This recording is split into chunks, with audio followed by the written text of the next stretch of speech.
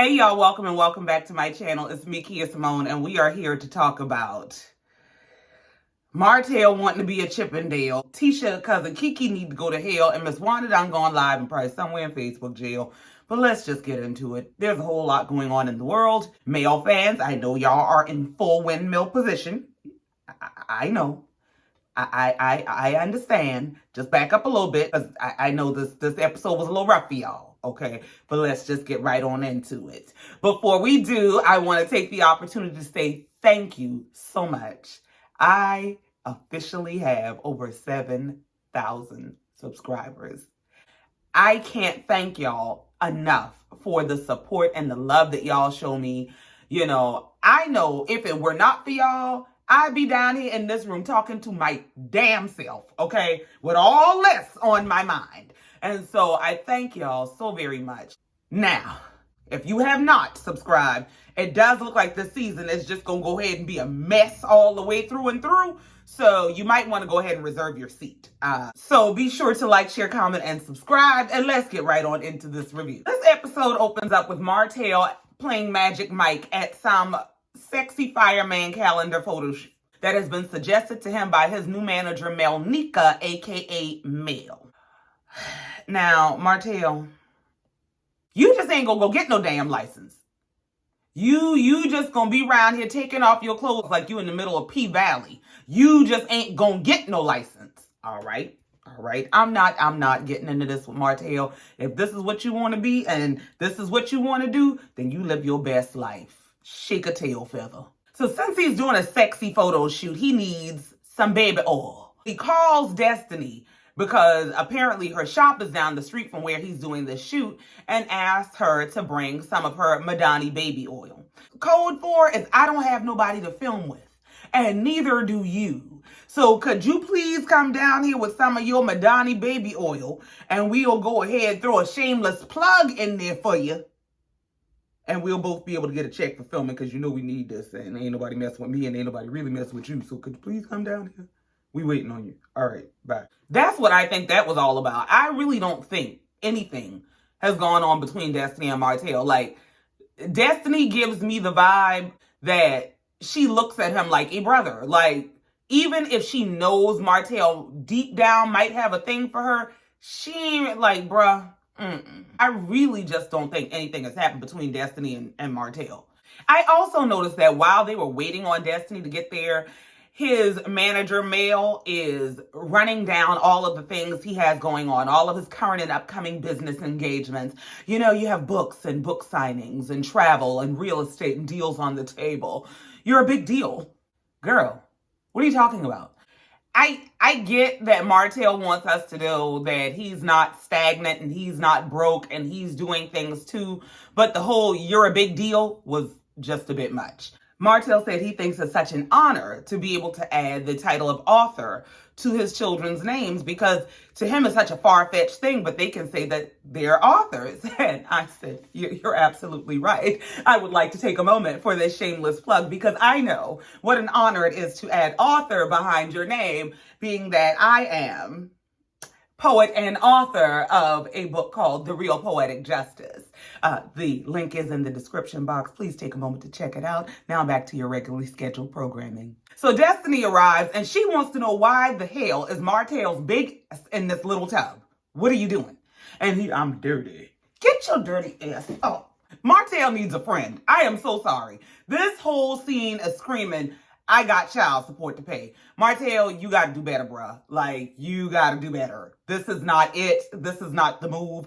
If you going to sit in the tub, get you a workbook for one of your classes and read it in between shots. Because this ain't the move. Well, the photographer says to Destiny, we do need a set of hands to put it on him. And Destiny says, I'm not putting no damn baby oil on him. Y'all go to hell. Here, you get paid by him. You put it on him. And so she hands it to the manager, and she is all too eager to, okay, I just spread it all over. Martell said, just give me the bottle.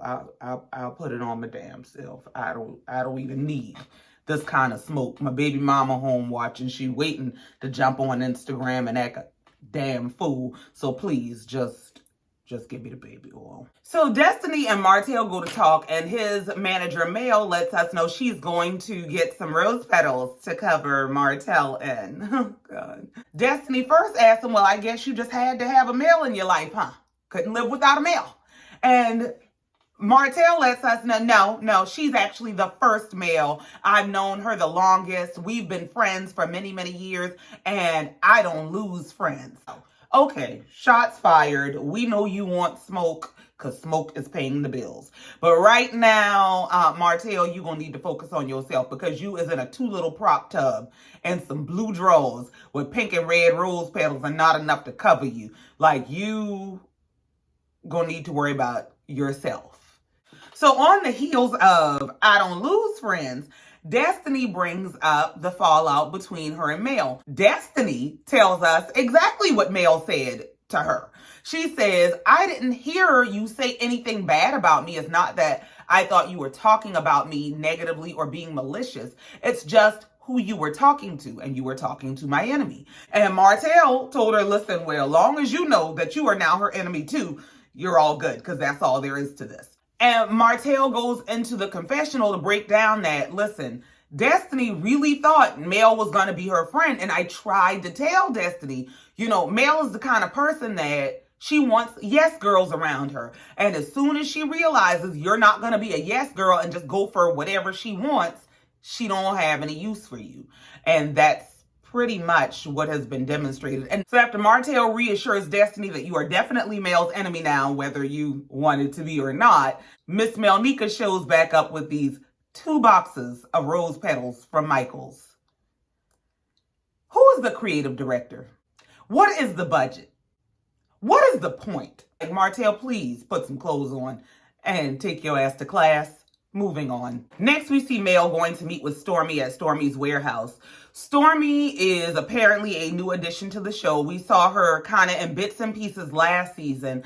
So now she's being folded into the cast, and Miss Stormy's a little bit much. Let me tell you. Here's my take on Stormy. Stormy seems young and fun and successful, and she has a hair care line that is really popping. And however, Stormy is coming in as the new Destiny. She is coming in as Mel's sidekick who has beef with everybody Mel has beef with on Mel's behalf. It's not giving what you think it's giving. And I feel like Stormy has a lot of personality, and I feel like she has a lot to offer. She has a lot to bring, but it's not going to be presented properly being Mel's sidekick, because this is exactly what Destiny did. Destiny came on strong and wrong, trying to handle all this beef from Mel, and fast forward a season and a half and look at where we are. And she lets us know that the basis of their friendship was that Mel was an ambassador for Stormy's hair care line. So this isn't some organic friendship where you ladies have met and you have history, and it's serving exactly what Ms Wanda said on her live, what Martell said, what Destiny said, which is that Mel kind of rotates friends, and she's rotating friends according to her needs. And so what it is here is Stormy is basically able to act as a business consultant for her. And Mel, to me, is using this whole, oh, you my friend, as code for help me for free. Because you have to pay business consultants. And I take my hat off to Stormy for being so forward and forthcoming and so willing to help her. But I feel like this is a friendship of convenience for Mel. Oh, I'm starting this skincare line and I don't want to have a drop in sales. And so what advice would you give me? Now, I will say Stormy's a little bit messy. And let's just get right on into that. So Stormy turns the conversation to, how was the reunion for you? And Mel starts rolling her eyes. And, and Stormy said, girl, I'm going to tell you, you took me out when you told the people you didn't remember. So Mel goes into how she doesn't owe Martell anything and she doesn't have to answer the question. But his baby mama was on the internet saying how he ate her this and how they did this. And I don't talk like that, so I wasn't going to answer that question. Now, see? See how you can't answer a question about you? What did that girl have to do with that? Because now you're making her point. Now it looks like you literally use her as a scapegoat anytime you don't want the heat on you. Why, when you're asked a question about you, do you deflect to her and what she said however long ago on the internet? The question was, why would you say you don't remember? Say, I don't mind lying. That's the answer. I don't mind lying when necessary. And I felt like that was an option. And and the thing is, if you don't owe him anything, if you don't have to lie, if you grown and single and can do what you want to do and you are so in the right, why make yourself a liar if you ain't got to be one? That was bull and deflection. And Stormy kind of helps her to deflect with, yeah, girl, she was saying all that. I didn't know she was saying that. So Mel changes the subject to this Christmas sleepover party that she's having and asks Stormy if she's coming. And so Stormy's like, yeah, who all's coming? And she's, oh, I can't wait to be around all my real girlfriends. And then she proceeds to list business associates and Tisha's family. My manager, Dawn, Tiffany, Kimmy, who is Tisha's sister-in-law, Tisha's cousin, girl, just invite Tisha. So Stormy must have put two and two together. She said, well, is Tisha coming since half her damn family go be there? No, Tisha's not coming. Okay. Well, I didn't hear you say Destiny. Is Destiny? No, Destiny's not coming. She said, well, what happened with Destiny? And here goes Mel. When we were in LA, I overheard Tisha and Destiny having a conversation, and Destiny was saying negative things about me to Tisha. And so Stormy asked, well, what were the negative things she said? Just negative things. And, and I thought I could get past it and get over it. But then that Scorpio in me came out, and, loyalty is just big. That Scorpio that you're talking about is your control issue. You have a severe need to control. And when people will not respond to your need to control, you will sting them. That is what you're talking about. You need to self-evaluate like it's an emergency. Then she starts explaining that Tisha is not welcome at her house because at the reunion, Tisha was sitting on the stage making faces and laughing and smirking and things that could have been very hurtful to her. So she realized that Tisha is not over things and therefore Tisha is not welcome at her home. I'm real particular about who's welcome in my home now. No, you're a 6-year-old in an adult's body who said, you can't come to my house. Don't nobody want to come to your house like a Six Flags.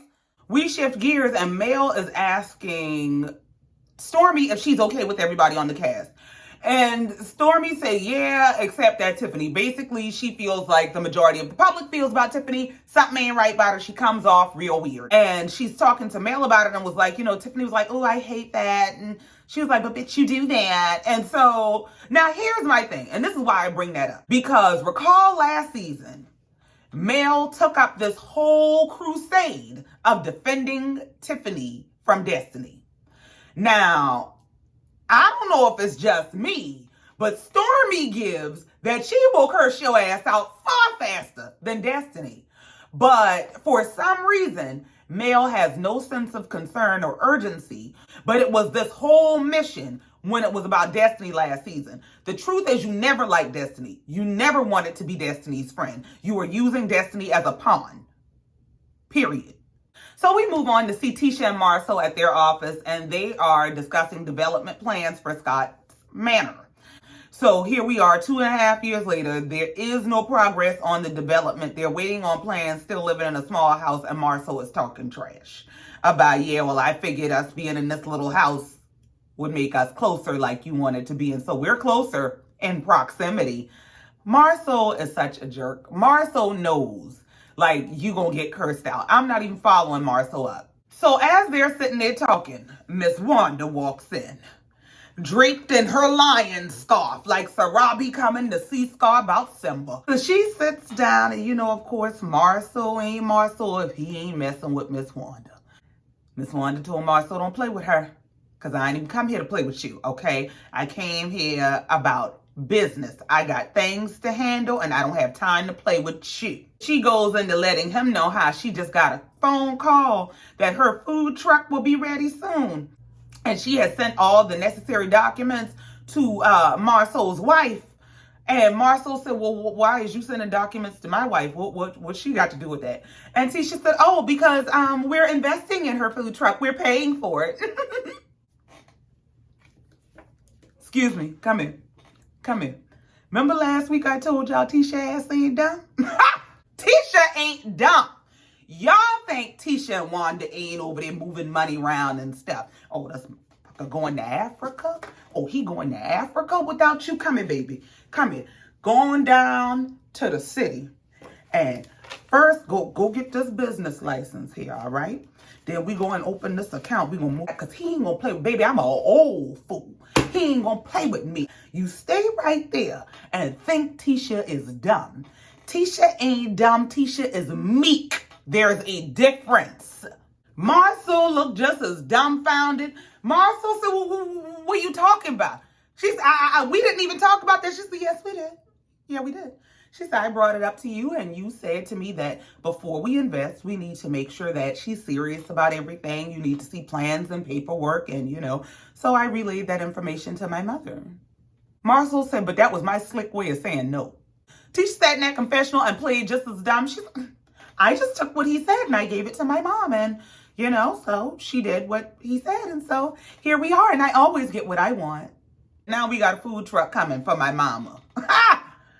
Now, after Marcel realizes, he's about to be double teamed, he is outnumbered and Wanda will whoop your ass. He decides, let me just go ahead and back down a little bit. And he said, well, all right, okay. Maybe I can write a check today, but I'm going to need some coffee to write my check. Would you mind, mother-in-law? Wanda said, don't you play with me. Wanda don't serve her own damn husband no coffee. I'll be damned if I'm going to get up and make you some coffee and you going to write that check any damn way. Play with me. Wanda said, your wife is right there. If you want some coffee, ask your wife.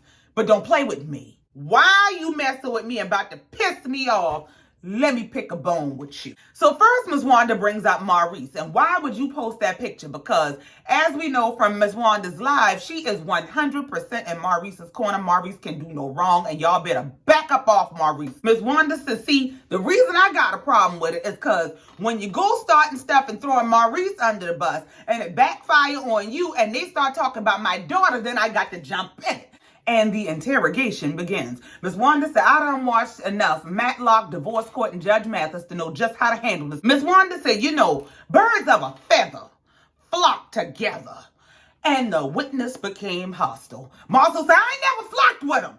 Me and Martell ain't never been nowhere together. We ain't never hung out, just the two of us. He said, what we gonna do together? Martell don't drink. What we gonna do, go to Applebee's and have dinner? Ms. Wanda ain't moved. Ms. Wanda said, well, answer this. Marcel said, tell me the question. I'll tell you whether I'm going to be honest. Just go ahead and ask the question. I said, well, damn, Marcel. How you going to just say, I'm going to tell you up front, I might lie to you. What in the I ain't got no respect hell is wrong with you? Ms. Wanda said, did you ever have or rent an apartment with Martell? Well, Marcel starts answering the question with a question. Ms. Wanda said, hey, it's a yes or no question. He said, well, if I had a secret, what would make you think I would tell you? Ms. Wanda said, why is it that it's so hard for you to answer a question? And he said, well, it's not hard. She said, oh, you just refusing to answer the question. And he said, well, pretty much. In the confessional, he said, I never told people I was transparent. Wanda's going to whoop your ass. You keep right on playing with her. Wanda said, well, you look like you're lying. And he says, well, people think I'm lying even if I don't open my mouth. And she said, no, they don't. And Marcel goes to run this line from 1989. But if you don't know me by now, you'll never, ever know me. And Miss Wanda lost it. Miss Wanda done had a whole flashback. So as Miss Wanda and Marcel are arguing like a married couple, Tisha jumps in to say, listen, this is all laughable, and I'm not about to let it affect my household with my children, so mama, please let it go. She said, I believe the man that I married, and ain't nobody provided me any evidence that goes against what he's told me, so I'm going to stick beside him. And she tells Ms Wanda, listen, I'm going to go ahead and take you down in the black so I can slide you a couple dollars for the next time he decides he's going to run off to Africa. Moving on. So the next scene is Kimmy and Maurice pretending to pop up at Jalen's house. Child, when the scene opened up with Jalen, oh man, I don't have any chocolate in a bottle. I said, oh, we doing shameless plugs now. Okay. Oh man, I need to order a box of my books, The Real Poetic Justice. Gosh. This episode is giving me a mix of reality TV and I Know You're Watching. Like, what the fuck? Who does this kind of stuff? Kimmy and Maurice walk in without knocking or announcing themselves, and Jalen pretends he got some girl upstairs and he's yelling upstairs about put some clothes on. Now, Kimmy, I'm going to tell you, you have a young adult son who is also a Q dog. Baby, you gonna need to call before you leave your house.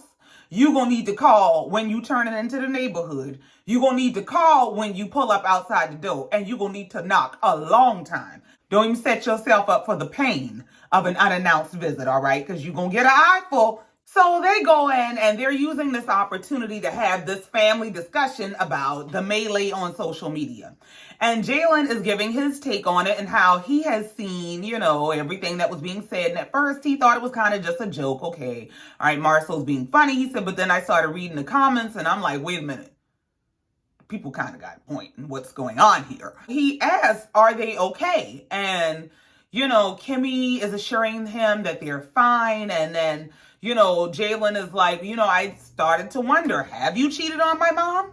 Kimmy is saying, you don't have to worry. Jalen starts saying, well, at first I didn't think anything of it, but then I started seeing signs. Like I would come to your house and you would tell me Maurice isn't here and he's not going to be here for the week. And they all break out into this loud, uncomfortable laughter, especially Maurice. Ha, ha, ha, ha, ha, ha, ha, ha. Jalen is blowing up their spot to say, listen, I have seen this. Why is I'm coming to y'all house and you gone for a week and she trying to front like everything is all right? Kimmy is like, listen, no, don't think I haven't asked. They shut that conversation down so fast, it's not even funny. Maurice gets in the confessional. And I noticed that this is a tactic that Maurice has. Because he knows that Jalen has questions in the back of his head, but he's kind of participating in the family united front, he says in the confessional how he knows that Jalen knows better than to believe what he's reading on social media, because if social media were true, then by social media accounts, he and Destiny have been dealing. So that was a tactic to discredit Jalen's beliefs. That was a tactic to implant doubt. That's not the tactic of an honest man. Something in the milk ain't clean with Kimmy and Maurice. Period. So let's get into the final scene of the show. This was like watching the devil's hand at work. Mel and KiKi especially need to be ashamed. Mel is having this little Christmas party. All the ladies are arriving, and the last person to arrive is Tisha's cousin, KiKi. She's so out the loop. She don't even have no pajamas sent to her like all the other ladies. She got to get her pajamas when she gets there. Baby girl, that's because you ain't in the circle while you trying to make your way in the circle. But here we go. She goes and changes, puts on her pajamas, comes out looking like the dummy from Whoville, and says, where's the other Mrs. Scott? So Kimmy looked at her and said, this is Mel's party, and Mel made her choices. You'd have to ask her. KiKi's response is, well, you gotta respect choices. Ooh, you desperate bitch. You want to be on TV. You want attention. You are willing to be Mel's flunky to get it. If lame were a person, if thirsty were a person, if desperate were a person, if family ain't and everybody got a cousin Faith. Were a person, it would be KiKi. Now, the other thing I'd like to know is why when Tisha's cousin comes in, she gets dressed, she comes and sits down for this conversation with Mel and Kimmy, why was Tisha the first thing to come up? Why is Tisha a subject at all? If y'all supposedly have such a relationship that supersedes Tisha, why is Tisha a topic of conversation? After Mel just sat in episode 1 telling Kimmy about how Tisha was talking about, I was trying to destroy her marriage and I've never done such a thing. So what is this that we just watched? Stormy walks up and she joins the conversation and is talking to Kimmy about, hi, Kimmy, I just love you so much. And, you know, I see that you catch a lot of flack online and I hate that for you. And then she starts asking her about the post and how she's dealing with that. And Kimmy's like, why am I here? Why are these people I do not know questioning me about what's going on in my life? Stormy and KiKi in that scene were giving fans who made it onto the show. The way they are literally talking to this woman about what's going on in her life, and yeah, because the post this and the post that, and like, how are you handling that post? And here's KiKi. How do you really feel, Kimmy? Have you guys dealt with it? Why are you pretending to be Kimmy's friend when just last season you were trying to get on TV by running up on Kimmy on Tisha's behalf? So what kind of 180 is this? That last season, you want to fight at the cookout on Tisha's behalf because that's your cousin and you want to know why Kimmy didn't have her back and didn't lie for Tisha no matter what.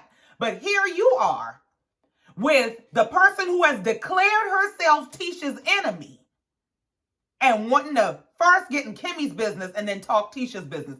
If you don't take your messy ass straight to hell. Kimmy was gracious and Kimmy said, you know, I know that people have questions because all of this stuff is everywhere. And so if it's a question I can answer, I'll answer it. Better you than me because they got a whole lot of mind your business. What did the internet tell you? What did you read in the comments? Go with whatever you know. Get out my face. Don't come questioning me about my business for the sake of your entertainment and call it friendship or trying to get acquainted with me. So Mel comes in and what are we talking about? And Stormy, Marcel. Here goes Mel. Do you believe the stuff that they're saying about Marcel? And Kimmy is looking like, what in the ambush of a Twilight Zone just happened? Why are we talking about Tisha and Marcel? Kimmy said no. I don't think it's true. I don't think they went down there to meet people and they were down there with women. And she said, but you know, I mean, if somebody presented something to me that proved otherwise, I wouldn't be flabbergasted. I mean, it is what it is. And it comes down to Kimmy has accepted that, okay, her husband might have done something. It's not a deal breaker for her. But here Mel is trying to rally the troops to make it a deal breaker. Everybody ain't about to jump the fence and leave their marriage and come be over there with you. And so here goes Stormy about, well, I mean, how do you really feel about it though? And Kimmy is like, I said it. It's in poor taste. And here's Stormy. Well, it's not in poor taste. It's death. Lord. Let me tell you, Stormy, what Stormy's issue is, Stormy has absolutely no refinement. She is not refined for TV. In poor taste and fucked up are the same thing. One is a clean, professional, palatable way of saying it. The other is profane, crass, and rude. That is the difference. And especially if you don't know me, who are you to tell me that I need to escalate my feelings from being a little turned off to absolutely disgusted and ready to go tear up my house? What's going on at y'all houses? Did they hire y'all to be detectives, or are you on this show to demonstrate something about your life? Why are you here? So they're having this whole think tank about how, yeah, Marcel was trying to deflect. And to me, I think Marcel is the one with the reputation for being a cheater, and nobody thinks of Maurice as a cheater. So logically, this was a deflection move. And Mel, yeah, I agree with that. I think that's true. And KiKi, yeah, I could see that. And Kimmy is like, why am I here? So Mel is saying in the confessional, Kimmy saying that she believes Maurice and she doesn't think they were doing anything. It's just Kimmy. But, I think it was some backstabbing stuff. And then she's telling Kimmy, I just think you need to open your eyes. Girl, you are the only one who is shocked you were being cheated on. Everybody does not respond to stimuli the same way as you. Everybody is not looking to become a celebrity of distress. That's not everybody's goal. Some people's long game is different from yours.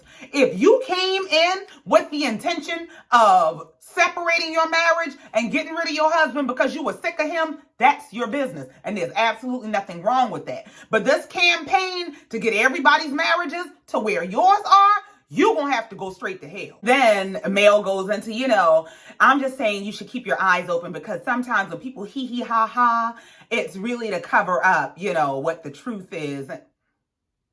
And she segues into Tisha about how, because when we were sitting on the stage and, Tisha was laughing and stuff and she's making faces so easily while me and Destiny were going through our thing. And, she's saying things like, this girl tried to destroy my marriage. You did.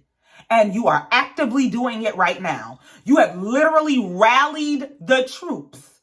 Half of the group you're talking to is from Tisha's family.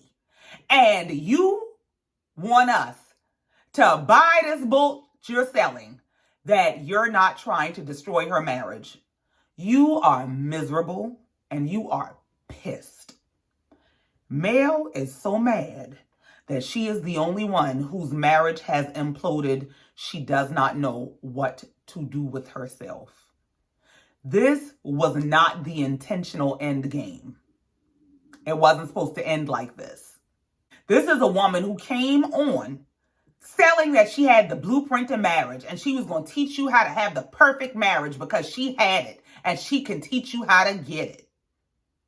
And this is where she ended up.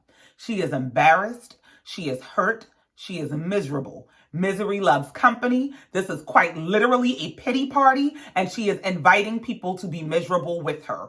And because what you're trying to do is get them to a point where they have to admit that such and such happened, because you think if they get to the point where they have to admit that such and such happened, then they'll have to leave their husbands and they'll have to be in the same situation as you. But people don't have to do that. And here comes Stormy. Well, Mel, you definitely did not try to destroy her marriage. Why are you here? And Mel, I know I didn't, but KiKi, you her cousin and you've been around her. What do you think? Do you think this the first time she heard stuff about her marriage? Do you think it's true? Bitch, this is trifling. This gives thirsty. This gives obsessed.